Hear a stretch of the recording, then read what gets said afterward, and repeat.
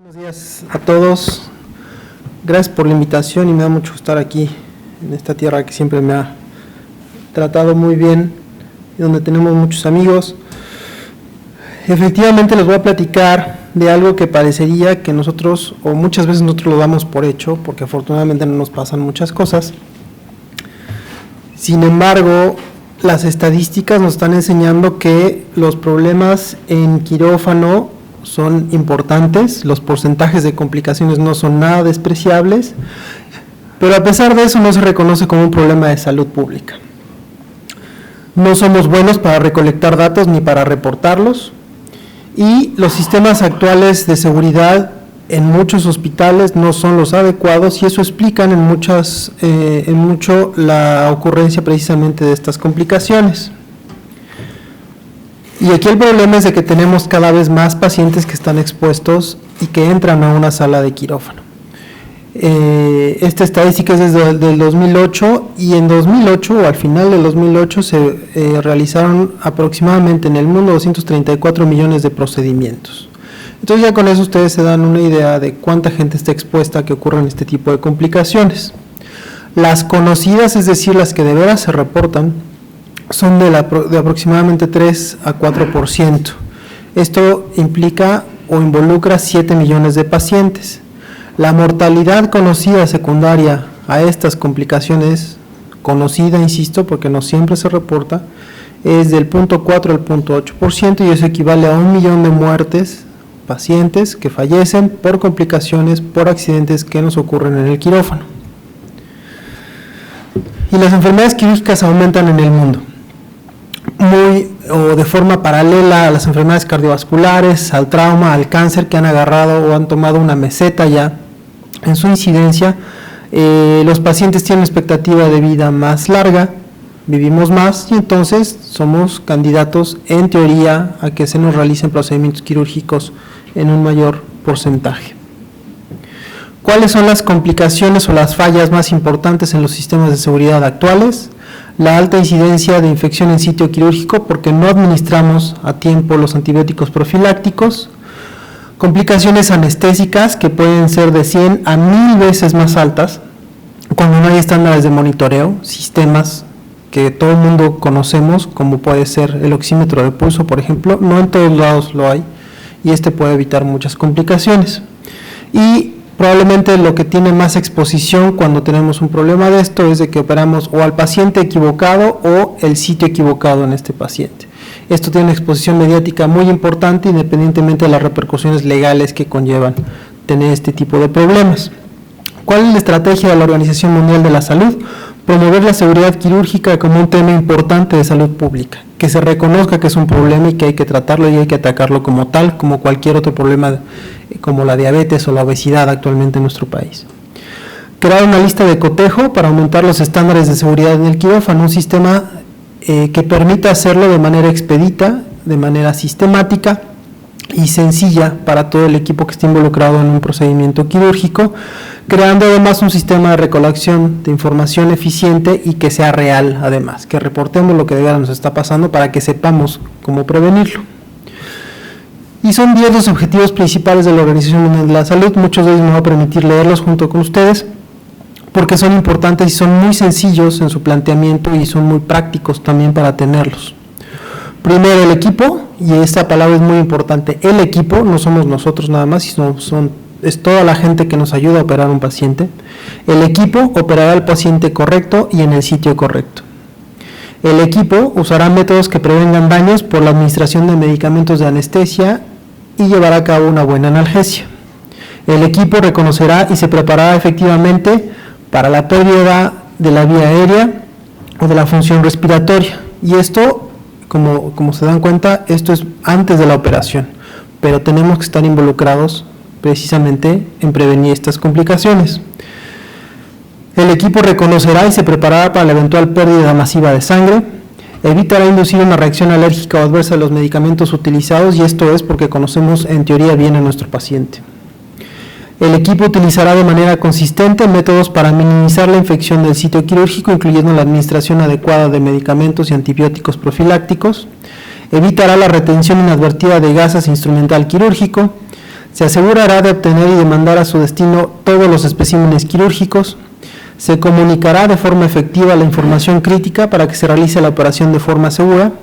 Y por último, los hospitales y sistemas de salud establecerán un monitoreo continuo de la capacidad quirúrgica, del volumen y de los resultados del cirujano. No estamos tan mal. La verdad es que la mayor parte de las veces todos los hospitales realizan casi todas las cirugías correctas en casi todos los pacientes correctos casi todo el tiempo. No estamos cerca del 100%, pero no somos tan malos tampoco. Pero por eso se creó esta lista de cotejo que les voy a enseñar a continuación, para tratar de llegar o por lograr decir que estamos realizando todas las cirugías correctas en todos los pacientes correctos todo el tiempo. Esa sería la meta o el ideal. Perdón. Ventajas de una lista de cotejo. Este sistema que les platico y que les voy a mostrar ahorita, que es práctico y sencillo de instalar, que es adaptable a las necesidades locales, no es un sistema único que se haya probado en un solo lado del mundo y que nada más pueda servir ahí, se puede adaptar. Está probado, como les comentaba, en diferentes ambientes y lugares. Promueve la adherencia a prácticas establecidas de seguridad, y esto va desde el cirujano hasta la enfermera circulante y hasta el equipo que va alrededor, que gira alrededor del paciente. Y no se necesitan de muchos recursos para implementarse. Realmente es una hojita que va acompañada al expediente y que haciendo o realizando ese procedimiento antes de operar a un paciente nos puede ayudar mucho a evitar complicaciones. Esta es la lista de cotejo que tenemos actualmente en el instituto. No se ve muy bien aquí, la voy a desglosar un poquito, les voy a enseñar un poco las partes que la componen. Esencialmente son 4 los diferentes rubros que hay que cubrir, empezando por antes de que el paciente entre a la sala, y entonces la circulante se asegura de que todo el equipo esté en el quirófano, que el equipo quirúrgico sea el programado, y si necesitamos otros profesionales como rayos X, etcétera.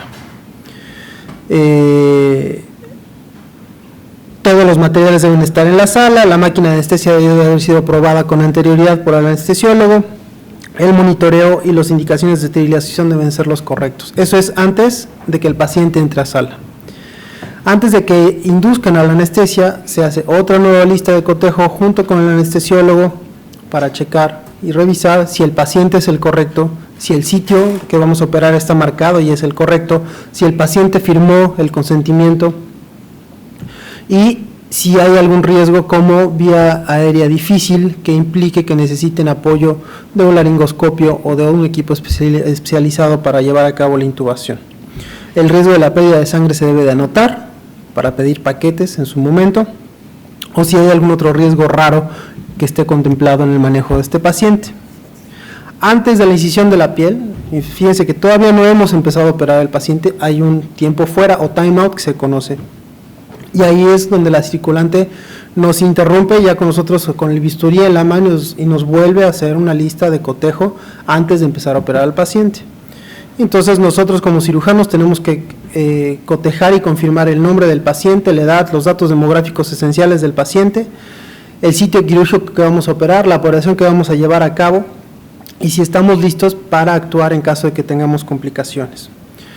Ahí entra el anestesiólogo en el aspecto en que si se administró el antibiótico profiláctico en su momento, trombofilaxis si se requiere y si tenemos estudios de imaginología y si los requerimos en su momento.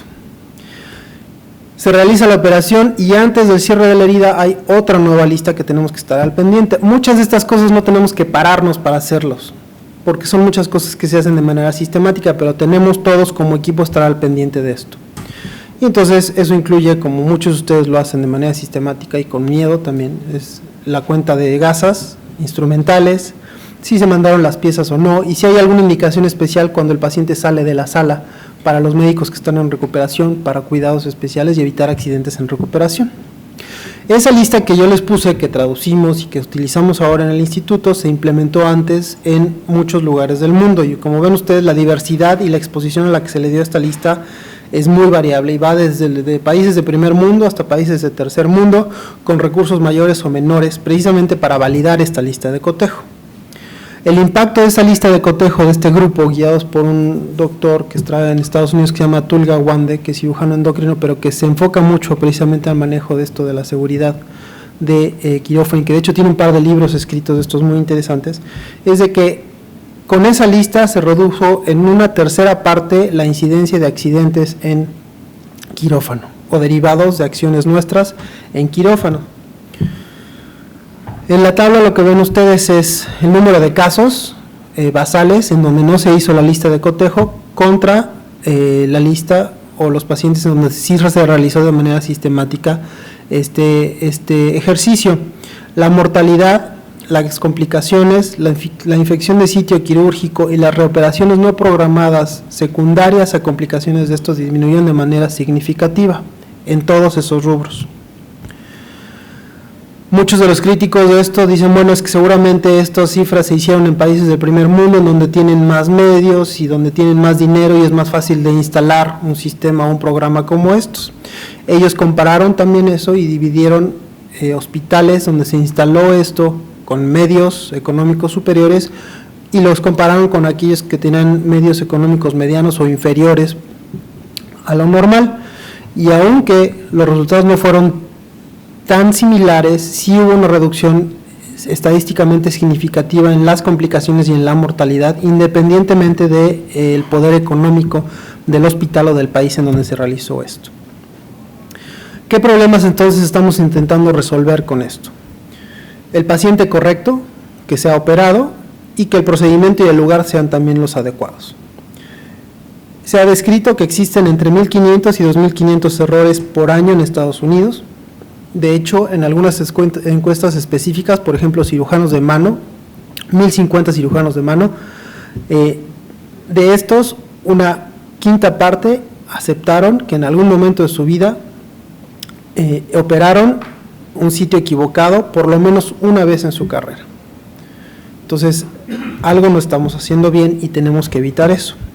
La otra parte con esta lista de cotejo que queremos evitar es problemas durante la anestesia, antes de operar al paciente. En general, se han descrito en estudios como este que ven ustedes ahí desde 1993, 1.256 accidentes de anestesia, en esta ocasión en Australia. Y más del 82% de estos accidentes se hubieran podido prevenir si ese equipo hubiera tenido un oxímetro de pulso a la mano en el momento en que el paciente es intubado. Entonces, algo que nosotros probablemente o muchos de nosotros damos por hecho de que es el oxímetro de pulso, mucha gente no lo utiliza y eso permitiría detectar problemas durante la intubación, de saturación y eventualmente un paro cardíaco durante la instalación de la anestesia.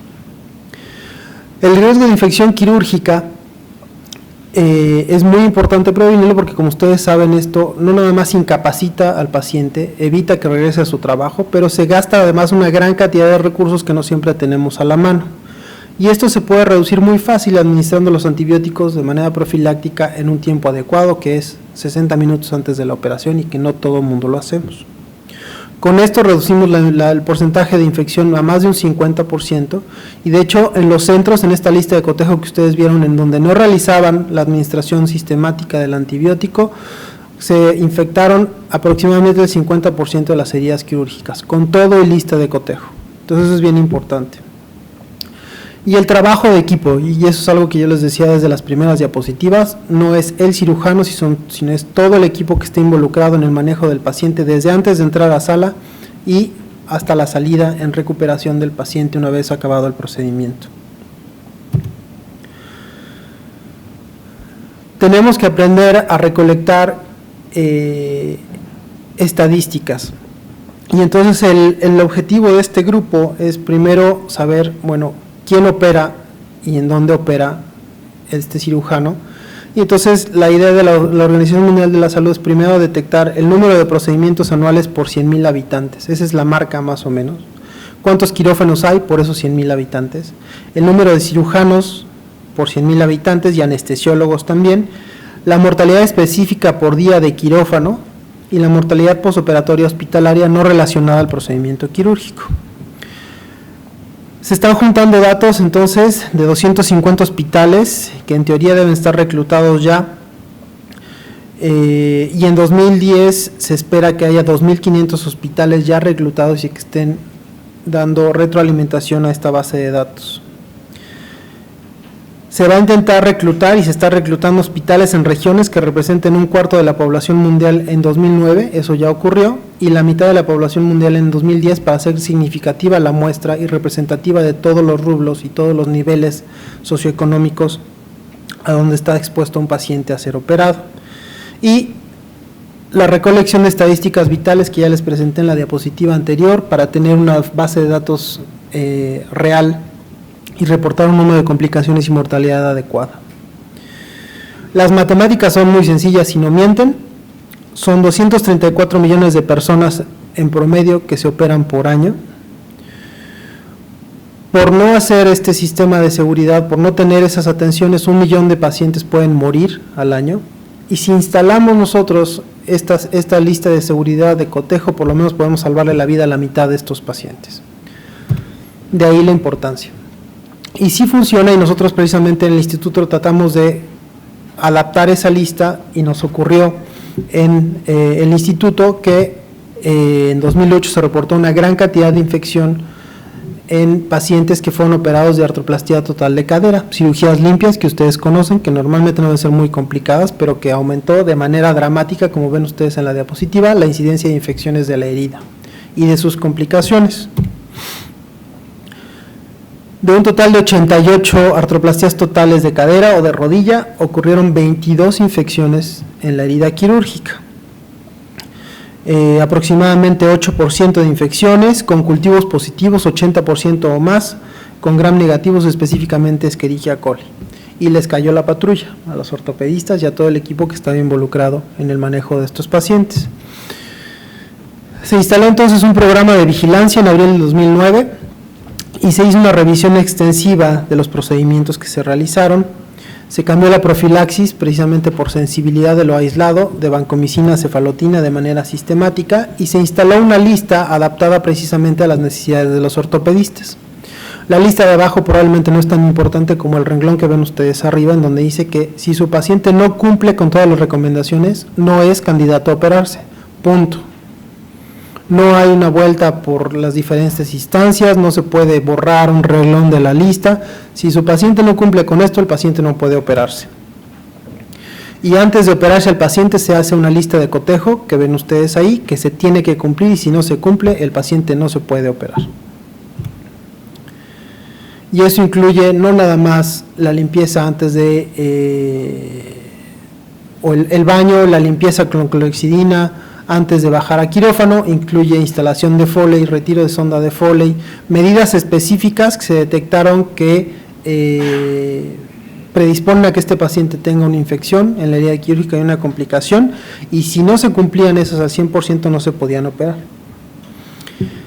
Entonces, del 14 de abril al 11 de noviembre del 2009, con este programa, se operaron un total de 27 pacientes. 4 más no se operaron por otras instancias que ven ustedes ahí en la diapositiva, pero no se presentó ninguna infección en estos pacientes. El cumplimiento de las listas de cotejo fue del 100% en todos los rubros que ustedes vieron ahí. En las operatorias también el cumplimiento de la lista de cotejo fue del 100%, y la única parte que no se logró cumplir fue el retiro de la sonda de Foley en recuperación, secundario a el bloqueo que no estaba completamente en remisión. Entonces, comparativamente ustedes ven en esa tabla las infecciones que ocurrieron sin lista de cotejo contra los que sí ocurrieron con lista de cotejo, una diferencia estadísticamente significativa, y todo nada más por instalar esta tablita y estas medidas en quirófano con algo de educación en las enfermeras y en nuestro equipo de residentes cirujanos ortopedistas.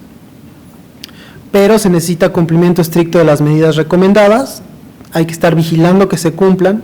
El trabajo en equipo es vital. Nosotros como cirujanos debemos promover este ejercicio, nosotros debemos pedirle a las enfermeras que nos ayuden a hacer el tiempo fuera, y al hacer la verificación del paciente se deberán agregar las cosas que ven ustedes en la diapositiva. Detallitos como marcar el lado donde está la hernia, la pierna que vamos a amputar, en fin, esos detallitos que probablemente parecerían banales, ayudan precisamente a que no nos equivoquemos y que el paciente salga bien de la sala. Son muchos entonces los factores que intervienen y que predisponen a que los pacientes tengan accidentes en el quirófano. Pero si estandarizamos y establecemos de manera sistemática una revisión antes de operar a un paciente, estos riesgos pueden disminuir. Los principales obstáculos son los propios miembros del equipo. Si nosotros no hacemos el tiempo fuera, nadie lo va a hacer por nosotros y nosotros nos vamos a equivocar y nosotros somos responsables de ese paciente. Nosotros como cirujanos, cierto, el equipo es responsable, pero el que va a sacar la cara por nuestros pacientes somos nosotros. Nosotros somos responsables de ellos y nosotros debemos ser los promotores más importantes de este ejercicio. Es un esfuerzo continuo. Si empieza a salir bien no tenemos que aflojar, sino que tenemos que reforzarlo para tratar de optimizar resultados, porque como les puse en una diapositiva, operamos a casi todos los pacientes bien, pero tenemos que tirar nuestras expectativas a operar a todos los pacientes bien. Y si se requiere, se puede agregar gente al equipo, alguien que esté vigilando, alguien que precisamente esté revisando que esto se lleve a cabo de manera sistemática y que optimice de esa manera los resultados, en una educación que es muy fácil de dar, en una capacitación que no es complicada precisamente de instalar para obtener los mejores resultados. Muchísimas gracias.